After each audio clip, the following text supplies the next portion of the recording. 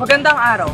Nandito tayo ngayon sa PUP Santa Mesa upang makipanayam sa mga karaniwang Pilipino kung gaano nga ba nila kakilala ang ating pambansang bayani na si Jose Rizal.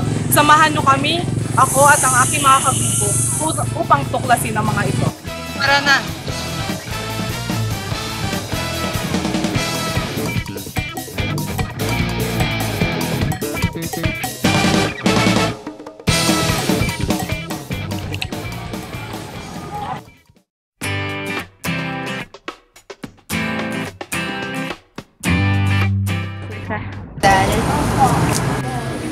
Kilala mo? Ano po yung kilala na?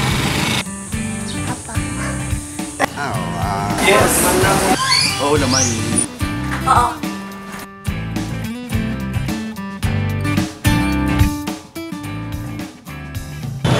Pambansang bayan. Isa sa bayan. Bayan. Yung pampasang bayani. Pambansang bayan. Bayani at saka isang rating para sa akin.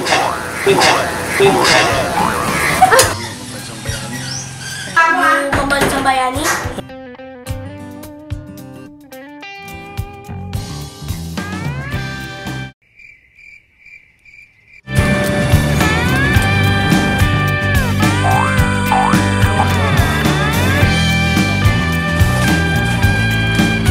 Di marunong Magmahal magmahal sa sariling wika eh.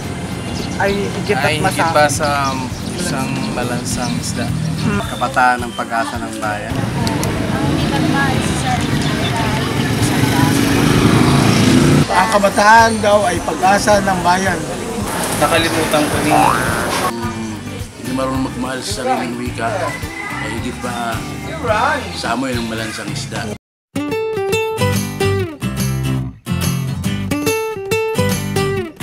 Kilala niyo po ba si Leonor Rivera?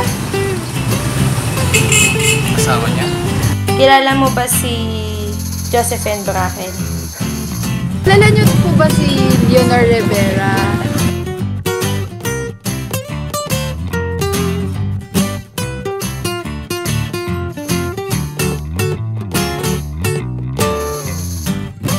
Na naging girlfriend ni Rizal. Meron po ba kayong kilala na naging girlfriend o Rizal?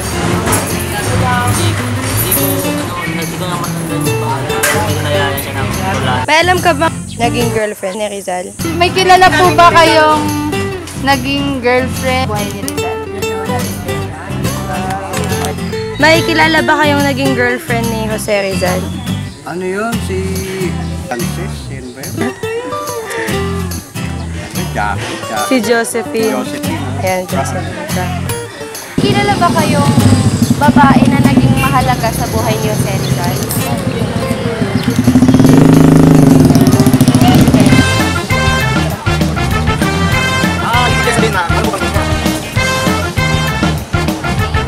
May kilala po ba kayo na naging kasintahan niya? O, si Josephine Bracken. Sa Espanya yun. May kilala po ba kayong naging girlfriend ni Jose Rizal?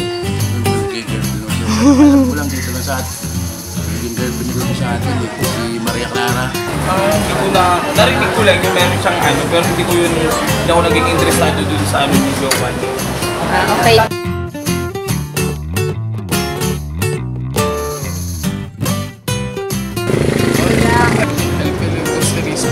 Ano po? Alam mo yun? Hindi niya.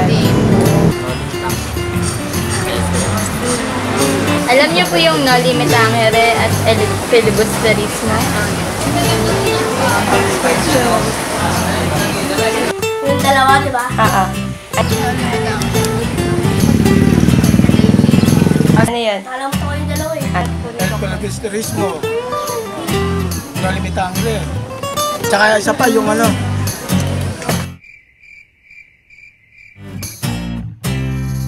Lakan, basta sige na lang dalawa. El Corvestre. Alam ko no, yung lang. No limitangere, el filibusterismo. Filibusterismo, no limitangere. Parang naririnig ko lang yun.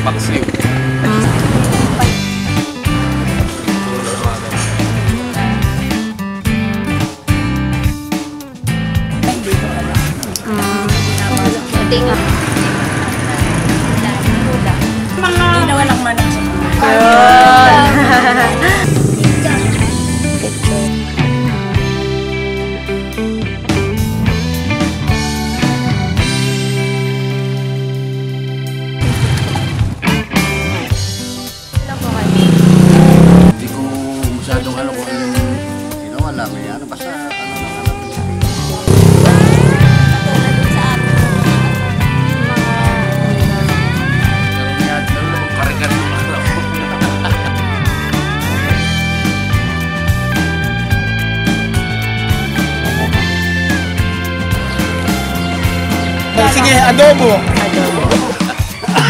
Chero, ganun. Pewa daw. Pewa ni Virgin. Adobo ba? Wala akong alam na pagkain ni Rizal. Kung sa ngayon, kung masasagot ko pewa, kukuha pa siya.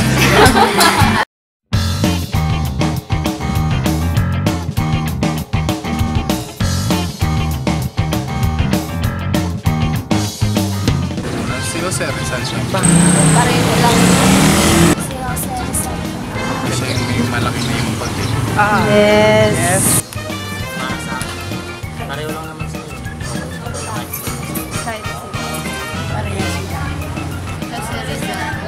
naman silang Lumaba. Iba po kasi siya yung mga nagagawa niya. Yung mga sinulat niya. Hindi po sa marasang paraan. Para sa akin siguro si Andres Bonifacio. Jose Rizal. Kasi Para sa akin siya. Number 1 sa kasi kaya niya magpagaling ng bulan. Siya nagsulat. Andres Bonifacio talagang lumaban, nakibaka. Yan ay si Rizal siguro. Si Bonifacio. Ay sulat na sa libro, nagamit at pinag-aaralan ng mga kabataan. Yung mga values na gawa niya, yun yung pinag-aaralan din. Makatao. Galing siya sa mahirap. Si Rizal sa nag-aaral niya sa Espanya. Disedo lang natin bakit pinupunit kay Andres Bonifacio yun. At saka hindi tunay na Pilipino yun, si Rizal. Si Bonifacio dito mismo. Sa pambansang bayan.